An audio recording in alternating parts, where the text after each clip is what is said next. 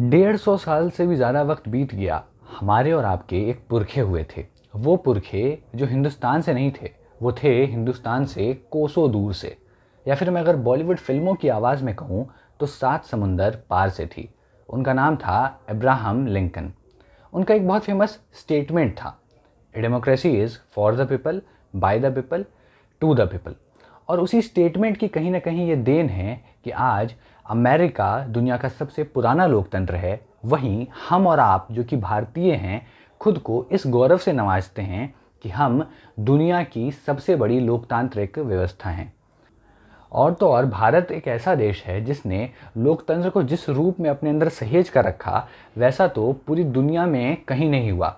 आपको एक एग्जांपल देता हूँ मैं, जो मैंने अपने पुराने वीडियो में भी बताया था।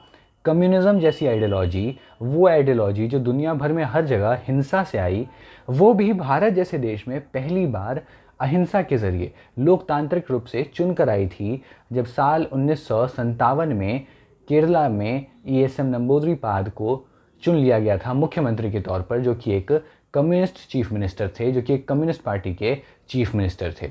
तो भारत ने लोकतंत्र को अपने हिसाब से बदला है और अपने हिसाब से ढाला है। और आज हम सब गर्व से कहते हैं कि आज़ादी के 75 साल बाद भी हम और आप एक सफल लोकतंत्र हैं। मगर क्या ये सफलता हमारी राष्ट्र की सफलता जितनी बड़ी है, या फिर अगर दूसरे शब्दों में कहूँ तो क्या इस सफलता ने हमें एक राष्ट्र के तौर पर सफल बनाया है? तो मैं आपसे एक सवाल कर रहा हूँ कि क्या इस लोकतांत्रिक व्यवस्था ने भारत को एक राष्ट्र के तौर पर सचमुच में दुनिया भर में एक अच्छी स्थिति में पहुँचाया है, या फिर ऐसा नहीं है? यानी सीधे तौर पर मैं ये कहना चाहता हूँ कि क्या डेमोक्रेसी भारत जैसे देश के लिए, और ना सिर्फ भारत जैसे देश के लिए, पूरी दुनिया में क्या डेमोक्रेसी ही सबसे सही व्यवस्था है, या फिर डेमोक्रेसी एक हिंड्रेंस है ग्रोथ में, या फिर डेमोक्रेसी एक राह का रोड़ा है दुनिया भर की ग्रोथ में? कहीं ऐसा तो नहीं कि वो देश जो कि डेमोक्रेटिक नहीं होते हैं, वो देश जहाँ पर संवाद की व्यवस्था नहीं होती है, जो चर्चा का चलन नहीं होता, वो देश ज़्यादा सफल होते हैं उन देशों की तुलना में जहाँ पर लोकतंत्र होता है? तो क्यों ना इस वीडियो में इसी मुद्दे को थोड़ा सा टाइम दें और एक नया पर्सपेक्टिव डेवलप करें कि क्या वो स्टेट जो अथॉरिटेरियन होते हैं, डिक्टेटरशिप रिजीम जहाँ पे होती है, जहाँ पर लोकतंत्र नहीं होता, क्या वो सचमुच लोकतांत्रिक देशों से ज़्यादा सफल होते हैं? तो जानेंगे उसी के बारे में नज़रिया के इस एपिसोड में। 1947 के बाद मिली आज़ादी से लेकर आज तक भारत ने सफलता की कई ऊंचाइयों को छुआ है, और हम आगे भी एक राष्ट्र के तौर पर ऐसा करते रहेंगे। आज हमें आज़ाद हुए 75 साल से ज़्यादा समय हो चुका है, और हम हर रोज़ सफलता के नए कीर्तिमान स्थापित कर रहे हैं और पूरी दुनिया को अपनी शक्ति का एहसास दे रहे हैं। मगर क्या ऐसा सचमुच है कि हम जिस रफ्तार से विकसित हुए, या फिर हमने जो अचीवमेंट्स पाई इन 75 सालों में, हम उससे बेटर नहीं कर सकते थे? आप सोचिए, अगर हमें वाद विवाद, इतना ज़्यादा समझौता, ये सब नहीं करना पड़ता, हज़ारों लोगों से पूछना नहीं पड़ता फैसले लेने के लिए, तो कहीं ना कहीं हम ज़्यादा जल्दी फैसले नहीं ले पाते एक राष्ट्र के तौर पर। मैं आपको दूसरे शब्दों में समझाने की कोशिश करता हूँ। आप ज़रा ये इंडेक्स देखिए, ये है साल 2022 का प्रेस फ्रीडम इंडेक्स। अब इस देश में भारत की जो पोजीशन है, वो टॉप 100 देशों में भी नहीं है। भारत 142वें नंबर पे आता है इस सूचकांक में। अब इस सूचकांक में जो टॉप के देश आते हैं, उनमें है फिनलैंड जैसे देश। पर भारत की पोजीशन के अलावा इस सूचकांक में, इस लिस्ट में एक और चीज़ है जिस पे आपको गौर करना चाहिए। पहले एक सवाल है, आज की तारीख में इस दुनिया का सबसे ताकतवर देश कौन है? आप में से ज़्यादातर लोग बोलेंगे अमेरिका। उसके बाद कौन है? तो आप में से कुछ लोग बोलेंगे चाइना, कुछ लोग बोलेंगे रशिया। तो क्यों ना इस लिस्ट में इन 3 देशों की परफॉर्मेंस देखिए, जिनको हम मानते हैं कि आज की तारीख में ये दुनिया के सबसे पावरफुल देश हैं, या तो कहीं ना कहीं ये दुनिया भर की पॉलिटिक्स को, दुनिया भर का जो डेवलपमेंटल इंडेक्स है, दुनिया भर में जो ग्लोबल पॉलिटिक्स चलती है, उसको डोमिनेट करते हैं। तो अगर आप इन तीनों देशों की लिस्ट देखें तो रशिया और चाइना, ये दोनों इस वक्त ऑथोरिटेरियन रिजीम के अंदर हैं और इस इंडेक्स में बहुत ज़्यादा नीचे हैं। और इन दोनों के अलावा जो तीसरा देश है वो है अमेरिका। तो अमेरिका सूचकांक में टॉप 100 देशों में ज़रूर है, पर वो भी दुनिया में कोई बहुत खतरनाक पोजीशन में नहीं है डेमोक्रेसी और प्रेस फ्रीडम के मामले में। तो इससे हमें क्या पता चलता है? यानी दुनिया के जो सबसे ताकतवर देश हैं, आप देखेंगे तो वो टॉप 40 देशों में उन तीनों में से एक भी नहीं है। इनफैक्ट उनमें से 2 तो टॉप 150 की लिस्ट में भी नहीं है। तो क्या ऐसा है कि जिन देशों में प्रेस फ्रीडम ज़्यादा है वहाँ डेवलपमेंट नहीं हो सकती? आप बोलेंगे फिनलैंड है, नॉर्वे है, आप देखिए कितने विकसित हैं ये देश। मगर क्या इन देशों के पास उतनी आबादी है, उतनी दिक्कतें हैं जितनी भारत के पास है? क्या भारत फिनलैंड जितनी प्रेस फ्रीडम एंजॉय कर सकता है जब हमारे पास चीन और पाकिस्तान जैसे खतरनाक पड़ोसी हैं? हमारे पास 150 करोड़ की आबादी है जिसमें हमारे पास इतने मसले हैं। अगर फिनलैंड की आप आबादी को देखें तो वो भारत की तुलना में, फिनलैंड, नॉर्वे या फिर जितने भी देश हैं वो कुछ नहीं है उनकी आबादी भारत की तुलना में। उनकी समस्याएं कुछ नहीं हैं भारत की तुलना में। भारत इतने सालों की गुलामी की बेड़ियों को तोड़कर आज़ाद हुआ, तो आप कहीं ना कहीं जो डेवलपमेंटल इंडेक्स है या फिर जो डेवलपमेंट का नज़रिया है उसको फिनलैंड और भारत को एक तरीके से नहीं देख सकते, क्योंकि हर चीज़ में फिनलैंड का जो सिनेरियो रहा है, ओवरऑल बैकग्राउंड रहा है, पृष्ठभूमि रही है जिस पे डेवलपमेंट आज हमें दिख रहा है फिनलैंड का और भारत का, वो बिल्कुल अलग है। भारत की समस्याएं अलग थीं, फिनलैंड की समस्याएं अलग थीं। तो क्या भारत में अगर हम डिबेट डिस्कशन की परंपरा को नहीं रखते, अगर भारत में ऐसा होता कि शुरुआत से ही एक डिक्टेटरशिप होती, अगर शुरुआत से नहीं तो कम से कम अगर पहले 30-40 सालों तक एक डिक्टेटरशिप होती जहाँ पर कॉन्स्टेंटली किसी एक तरीके की आइडियोलॉजी ने शासन किया होता, उस आइडियोलॉजी को अपने फैसले लेने के लिए किसी के आगे पूछना नहीं पड़ता, उसे बार बार चुन कर नहीं आना होता, उसे जनता की पॉपुलैरिटी को ध्यान में नहीं रखना होता, तो क्या वो ज़्यादा सही फैसले लेती? मैं एक और एग्जांपल देता हूँ इसका, रीसेंट एग्जांपल। हाल ही में हमारे देश में 3 कृषि कानून लाए गए थे। वो कृषि कानून लाए गए तो इस मकसद से थे कि किसानों का भला हो सके। और अगर आप सचमुच डिटेल में जाकर उन कृषि कानूनों को पढ़ेंगे तो उन कृषि कानूनों में कुछ खामियां ज़रूर हो सकती हैं। और तीनों के तीनों कृषि कानूनों को अगर आप अच्छे से पढ़ेंगे तो हाँ, उसमें कुछ ना कुछ खराबियां ज़रूर थी, कुछ खामियां थीं, मगर उनको सुधारा जा सकता था। उसको पूरी तरह से हटाने की ज़रूरत नहीं थी, उसमें अमेंडमेंट्स हो सकते थे, बातचीत के ज़रिए उसको सुलझाया जा सकता था और सरकार ने कोशिश भी की बातचीत करने से। मगर जो किसान संगठन थे उन्होंने सरकार की बात ही नहीं मानी। उन्होंने बातचीत तो की मगर वो अपनी मांग पर अड़े रहे। और इस तरीके से कृषि में जो ज़रूरी रिफॉर्म है, क्योंकि देखिए आप और मैं दोनों इस बात से एग्री करते हैं कि नहीं करते हैं, हमारे देश में जिस तरीके की खेती हो रही है उससे किसान दिक्कत में है, उससे किसान परेशानी में है। तो अगर उस किसान को हमें परेशानी से निकालना है तो हमें कहीं ना कहीं एग्रीकल्चरल रिफॉर्म्स की ज़रूरत तो है ही। तो वो रिफॉर्म्स ये सरकार लेकर आ रही थी। वो रिफॉर्म्स चेंज हो सकते थे, उनमें कुछ बदलाव लाया जा सकता था, मगर इसी फ्री प्रेस और इसी प्रोटेस्ट करने के राइट के कारण इतना ज़्यादा विरोध हुआ कि अब इस देश के किसान की जो दिक्कत है मुझे नहीं लगता अगले 10 सालों तक सॉल्व हो पाएगी। क्यों? क्योंकि दिक्कत तभी सॉल्व होगी जब आप रिफॉर्म्स लाएंगे। फ्री बिजली, पानी, इन सब चीज़ों से तो कुछ होगा नहीं, शॉर्ट टर्म दिक्कतें हैं ये। अब आप सोचिए, एक मछुआरा है जो कि समुद्र के किनारे रहता है, आप रोज़ जाकर उसे मछली दे रहे हैं, क्या होगा उसका? कुछ नहीं होगा। भला तो उसका तब होगा ना जब आप उसे थोड़ा इन्वेस्ट करके एक फ़िशिंग रॉड खरीद के दें या फिर एक नाव खरीद के दें जिससे वो जाए नदी में, जाल बिछाए, मछलियाँ पकड़ के लाएं, तब ज़्यादा बेहतर होगा, बजाय इसके कि आप उसको रोज़ मछली ला कर दे दें बाहर से ख़रीद के। तो वही हाल किसानी का है इस देश में। किसानी में रिफॉर्म्स की ज़रूरत है, सरकार ला भी रही थी, मगर प्रेस फ्रीडम के कारण और प्रोटेस्ट करने के राइट के कारण रिफॉर्म्स आ ही नहीं पाए। और इस देश में कहीं ना कहीं अगर आप हर फैसला देखें, आज अगर आप और मैं भारत के प्रधानमंत्री की कुर्सी पर बैठ जाएं तो हमें हमेशा ये ध्यान रखना पड़ेगा कि भारत के लोगों का क्या मन है उस फैसले को लेकर। हो सकता है हमारे फैसले सही भी हो सकता है हमारा जो डिसीजन है वो नैतिक रूप से सही हो, मगर हमें पॉपुलर सपोर्ट जनता का हासिल ना हो जिसके कारण हम वो फैसला नहीं ले पाए। मैं और एग्जांपल से आपको समझाता हूँ।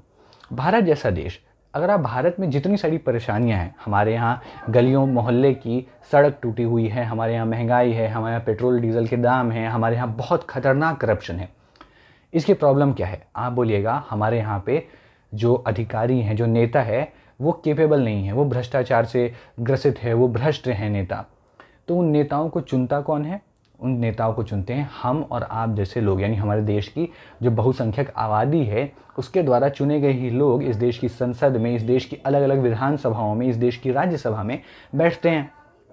अब हम क्योंकि सही से वोट नहीं करते हैं, जिसमें मैं, आप और पूरा समाज है, कहीं ना कहीं गलत इंसान तभी जाके उस गद्दी पर बैठा है क्योंकि हम और आप वोट नहीं कर रहे हैं। सही तरीके से। हम और आप कास्ट को, रिलीजन को, इन चीज़ों को ध्यान में रख के वोट कर रहे हैं, जिसके कारण गलत आदमी चुन के जा रहा है। हम इस आधार पे वोट कर रहे हैं कि मेरे पर्सनल रिलेशंस कैसे हैं उस नेता के साथ, वो नेता मेरे यहाँ शादी में आ रहा है कि नहीं आ रहा है, मेरी समाज की शादी में आ रहा है कि नहीं आ रहा है, हम ये देख के वोट कर रहे हैं। हम डेवलपमेंटल गोल्स पे तो बात नहीं कर रहे हैं। क्यों? क्योंकि हम एक इंडियन के तौर पर हिंदुस्तान में एजुकेशन का जो स्तर है ऑल ओवर, वो इतना बेहतर है ही नहीं कि एक इंसान इतना क्रिटिकली सोच पाए कि मेरे देश के लिए सही है। एक औसतन भारतीय आज भी अपनी बहुत छोटी सी दुनिया में कैद है, और उस छोटी सी दुनिया में उसको जो सही लगता है वो करता है। उसके लिए गांव, समाज, ये सब बहुत बड़ी चीज़ें हैं, जात पात बहुत बड़ी चीज़ें हैं। हम और आप बड़े शहरों में रहकर ये सोच लेते हैं कि अरे कास्ट कहाँ है, रिलीजन कहाँ है, मगर उसके लिए तो ये बड़ी चीज़ है।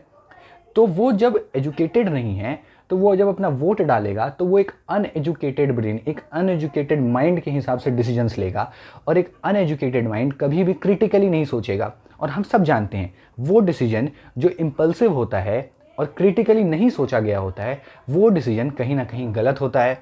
मैं जानता हूँ एक्सप्लेनेशन थोड़ा लंबा टाइम ज़रूर ले रहा है, पर ये समझना बहुत ज़रूरी है। देखिए, वो समय लेता है लंबा, आपको डिसीजन मेकिंग प्रोसेस में समय लगेगा, और उसके बाद आप सही डिसीजन लेंगे भी नहीं, या फिर हो सकता है आप इंपल्सिव डिसीजन ले लो। क्यों? क्योंकि आप अनएजुकेटेड हो। तो कहीं ना कहीं ज़्यादा बेहतर नहीं होता कि एक एजुकेटेड ग्रुप ऑफ पीपल होते जो जिनको 30-40 साल के लिए देश की सत्ता सौंप दी जाती, और वो अपने हिसाब से डेवलपमेंट करते। क्योंकि हमने 75 साल तक लोकतंत्र की व्यवस्था को अपना कर देखा है, लेकिन हम उस तरीके से सफल नहीं हो पाए जैसा होना चाहिए था। इस बात को हम सब मानेंगे, चाहे वो कांग्रेस की सरकार रही हो, बीजेपी की सरकार रही हो, जनता पार्टी की सरकार रही हो, चाहे वो कोई भी सरकार रही हो, हम उतने सफल नहीं हो पाए जितनी हमसे अपेक्षा की गई थी। और तो और इसके अलावा अगर हम इंडिया का भी एग्जाम्पल लें, तो हम सब जानते हैं हमारी जो इंडियन सिविलाइजेशन थी, यानी भारत की जो प्राचीन सभ्यता थी, हम सब बोलते हैं कि हमारा भारत पहले बहुत महान था, हम एक बहुत महान राष्ट्र थे, हम बहुत ही शानदार देश थे, हम तो पूरी दुनिया के लिए एक एग्जाम्पल थे। और ऐसा सचमुच है। भारत पौराणिक युग में, एंशिएंट इंडिया बहुत ज़्यादा डेवलप्ड था पूरी दुनिया से। आप देखिए, उस वक्त हिंदुस्तान जब पूरी दुनिया से ज़्यादा डेवलप्ड था, उस वक्त हिंदुस्तान में कोई लोकतांत्रिक व्यवस्था नहीं थी, उस वक्त कोई डेमोक्रेटिकली चुन के नहीं आता था। हम सब के यहाँ जो हमारे पूर्वज थे वो क्या थे? राजा थे। वो सब डिक्टेटर्स थे, वो सब मोनार्क्स थे, वो सब अथॉरिटेरियन रिजीम को कंडक्ट करते थे। अब जितने भी महान राजाओं की बात कर लें हिंदुस्तान के इतिहास में, जिन पर आज की तारीख में हम अपने आप को गौरवान्वित पाते हैं, जिनके बारे में बात करके हम गौरव से हमारा सीना चौड़ा हो जाता है, चाहे वो छत्रपति शिवाजी हो, चाहे वो सम्राट अशोक हो, चाहे वो चंद्रगुप्त मौर्य हो, चाहे वो अकबर हो, चाहे वो और कोई भी शासक हो, हम जब भी बात करते हैं उन राजाओं की, चाहे वो चोला एम्पायर हो, चाहे वो पांडवाज हो, कोई भी हो, वहाँ पर डेमोक्रेसी का कॉन्सेप्ट नहीं था। और एंशिएंट सिविलाइजेशन जैसे इजिप्शियन सिविलाइजेशन, मेसोपोटामियन सिविलाइजेशन, वहाँ पर भी डेमोक्रेसी का कॉन्सेप्ट नहीं था।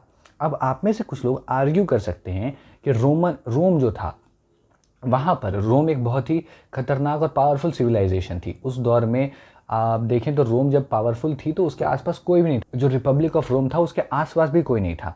मगर जो रिपब्लिक ऑफ रोम था, जो कि एक तरीके से जूलियस सीजर की मृत्यु के बाद खत्म हो गया, उसके बाद रोम जो था उससे ज़्यादा पावरफुल बना रोमन एम्पायर, जहाँ पर जो सेनेट की व्यवस्था थी, वहाँ पे जो रोमन पार्लियामेंट थी, रोमन सेनेट थी, उसको जो था जूलियस सीजर का जो भतीजा था जिसका नाम था ऑक्टेवियन ने जो सेनेट था उसको डिसमिस कर दिया था। उसने खुद को एज अ मोनार्क एस्टैब्लिश कर लिया था, और वो जो पिछला रोम का इतिहास था उससे बेटर साम्राज्य उसने बनाया, और उससे बड़ा साम्राज्य उसने खड़ा किया पूरी दुनिया के सामने। तो कहीं ना कहीं रोमन एम्पायर की भी सफलता को अगर आप देखें तो वहाँ भी आपको डेमोक्रेसी नहीं मिलती, क्योंकि डेमोक्रेसी में समय बहुत ज़्यादा लगता है, डिस्कशन में, डिबेट में आपको हर इंसान से पूछना पड़ता है। अब आप अगर आइडियलिस्टिक सोचें तो बहुत अच्छा है कि हाँ भैया क्यों नहीं, हर इंसान की जवाबदारी होनी चाहिए। अगर वो इंसान इस पोजीशन में नहीं है कि वो डिसीजंस ले सकें, तो फिर वो कैसे, उसकी जवाबदारी आप कैसे तय करेंगे? आप कैसे, अपना क्यों समय हम बर्बाद करें उस इंसान को पूछने के प्रति, अगर हम ये सोचते हैं कि हम उसके लिए ज़्यादा बेहतर कर सकते हैं। मैं आपको और एक एग्जांपल से समझाता हूँ। अब घर में जो छोटा बच्चा होता है वो अक्सर ऐसी ऊट पटांग हरकतें करता है जो उसको नुकसान पहुंचा सकती है। वो बिजली के प्लग में हाथ डालेगा, वो मिट्टी खाएगा, वो ऐसी हरकतें करेगा जिससे उसको खुद को नुकसान पहुंच सकता है, मगर उसको पता नहीं है। तो क्या हम उसको ये करने देते हैं ये सोच के कि ये तो डेमोक्रेसी है, इसका तो हक है, इसको करना चाहिए ऐसा? हम जानते हैं वो बच्चा हो सकता है अगर हम उसे मिट्टी खाने से रोकें तो वो रोए भी, उसकी माँ उसको मारती भी है, मगर क्या उसकी माँ जब उसको मारती है उस मिट्टी खाने वाले बच्चे को, तो वो ह्यूमन राइट्स का हनन है, उस बच्चे के ह्यूमन राइट्स का हनन? ऐसा नहीं है। वो उसकी चिंता करती है और भविष्य में वो उसके लिए बेहतर सोच रही है, इसलिए वो ऐसा कर रही है। आपको ये एग्जांपल थोड़ा वेग लगेगा, बट ऐसा ही है हिंदुस्तान और पूरी दुनिया भर के देश में। वो लोग जो सचमुच में इतने एजुकेटेड नहीं हैं, वो लोग जो सचमुच में धर्म, जात पात और समाज की बेड़ियों में इतने ज़्यादा उलझ चुके हैं, अगर वो लोग को हम अपनी डिसीजन मेकिंग प्रोसेस में इन्वॉल्व करेंगे, और 140 करोड़ लोगों को, तो सचमुच में ये इतना ज़्यादा समय लेगा डिसीजन मेकिंग प्रोसेस में और इतने ज़्यादा हिंड्रेंस क्रिएट करेगा, जिसका नतीजा आप देख सकते हैं आज की तारीख में हिंदुस्तान को। चाइना में ये नहीं हुआ, चाइना की सक्सेस को आज आप देखिए, रशिया में सक्सेस नहीं है उतनी ज़्यादा आप देखिए तो, मगर एक देश के तौर पे पावरफुल तो है रशिया, इंडस्ट्रियलाइजेशन तो थोड़ी बहुत है वहाँ पे, अच्छी खासी है इनफैक्ट। हाँ, नेचुरल रिसोर्सेज का भी सपोर्ट है रशिया को, बट इंडस्ट्रियलाइजेशन भी है। अमेरिका को आप देखिए, वहाँ की फॉरेन पॉलिसी में जिस तरीके से उन्होंने मिडिल ईस्ट को एक्सप्लॉइट किया, वो अपना तो फ़ायदा कर ही रहे हैं। तो कहीं ना कहीं फ्री स्पीच जो है वो डिसीजन मेकिंग प्रोसेस को, और जो इंपॉर्टेंट टफ डिसीजंस लेने होते हैं एक राष्ट्र को, उसमें एक बहुत बड़ा राह का रोड़ा बनकर सामने आते हैं। अब इस वीडियो में मैंने कई सारे आर्ग्यूमेंट्स प्रेजेंट किए जो इस बात को दर्शाते हैं कि किस तरीके से एक डेमोक्रेटिक नेशन जो है उससे कई बेहतर एक अथॉरिटेरियन स्टेट चल सकता है, एक अथॉरिटेरियन स्टेट ज़्यादा सक्सेसफुल हो सकता है एक डेमोक्रेसी के बजाय।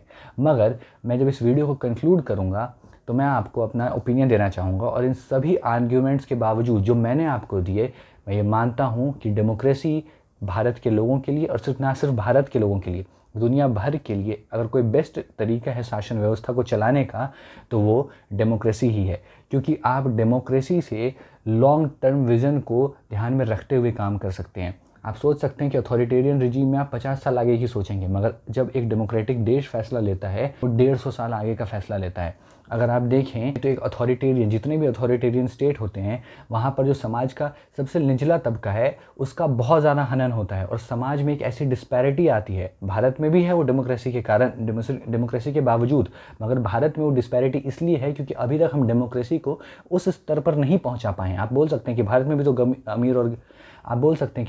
तो अमीर और गरीब में इतना अंतर है। वो अंतर इसलिए है क्योंकि हम उस तरीके की डेमोक्रेसी तक नहीं पहुंच पाए हैं जैसी परिकल्पना हमारे पूर्वजों ने की होगी, और डिसीजन मेकिंग में टाइम ज़रूर लगता है।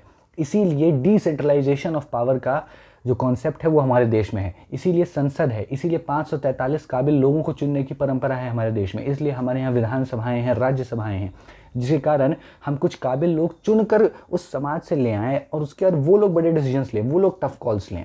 तो कहीं ना कहीं जो डिसेंट्रलाइजेशन ऑफ पावर का कॉन्सेप्ट है, वो मेरा जो आर्ग्यूमेंट था पूरा का पूरा कि किस तरीके से डेमोक्रेसी में टाइम लगता है और गलत डिसीजंस लिए जाते हैं, उसको काउंटर कर सकता है अगर हम उस व्यवस्था को सही तरीके से अपनाएं। अगर हम पावर को सेंट्रलाइज, पावर का जो एक्यूमुलेशन है वो कुछ हाथों में ना होने दें डेमोक्रेसी में, और अगर हम डेमोक्रेसी के जो एक्चुअल नॉर्म्स हैं, एक्चुअल जो नियम हैं, हमारे पूर्वजों ने जैसी डेमोक्रेसी को इमेजिन किया होगा, अगर वो डेमोक्रेसी हम अपनाएं, तो सचमुच में डेमोक्रेसी से अच्छी व्यवस्था कोई भी नहीं है। क्योंकि आप समाज का जो निचला तबका है उसका ग्रोथ कभी भी नहीं होगा अगर देश लोकतांत्रिक नहीं होगा। उसकी जो हालत है वो पहले से बेहतर ज़रूर हो सकती है, मगर जो समाज का ऊंचा तबका है उसके बराबरी में वो कभी नहीं आ सकती है। लास्ट में एक बुक भी रिकमेंड करना चाहूँगा जिसको पढ़कर आपको शायद पता चले कि क्यों democracy, despite all the negativities it has, is the best form of state we can have. तो उस बुक का नाम है विजडम ऑफ क्राउड्स। ये है वो बुक, विजडम ऑफ क्राउड्स। अगर आप इसको पढ़ेंगे तो आपको समझ में आ जाएगा कि क्यों डेमोक्रेसी तमाम खामियों के बावजूद दुनिया की सबसे बेहतर राज व्यवस्था है। तो ये था नज़रिया का 6ठा एपिसोड। मैं आशा करता हूँ कि ये एपिसोड आपको समृद्ध कर पाया होगा, आपके अंदर नए विचारों को जन्म दे पाया होगा, आपको दुनिया को, लोकतंत्र को देखने का एक नया नज़रिया दे पाया होगा। तब मैं आगे भी लौटूंगा ऐसी वीडियोज़ के साथ। देखने के लिए बहुत बहुत शुक्रिया।